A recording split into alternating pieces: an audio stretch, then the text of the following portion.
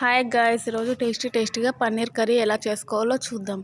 నేనైతే Milky Mist అనే పన్నీర్ని అయితే డిమార్ట్లో తీసుకున్నానండి.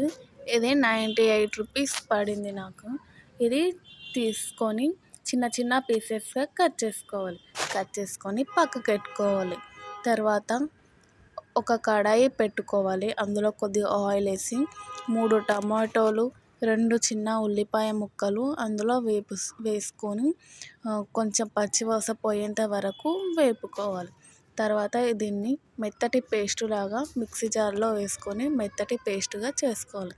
అదే కడాయిలోకి ఇంకొద్దిగా ఆయిల్ వేసి ఒక 2 చిన్న ఉల్లిపాయలు తీసుకొని చిన్న ముక్కలు కట్ చేసి పచ్చివాసన పోయేంత వరకు వేపుకోవాలి.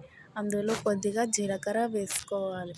తర్వాత కొద్దిగా వేపుకొని అందులోకి కొంచెం కరివేపాకు వేసుకోవాలి.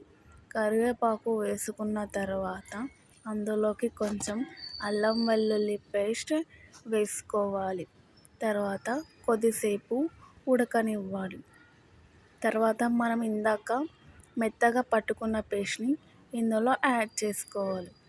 కొన్ని వాటర్ కూడా వేసుకోవాలి.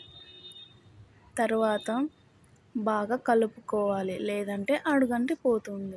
తర్వాత ఇందులోకి కొద్దిగా పసుపు, తగినంత కారం మరియు ఉప్పు వేసుకోవాలి.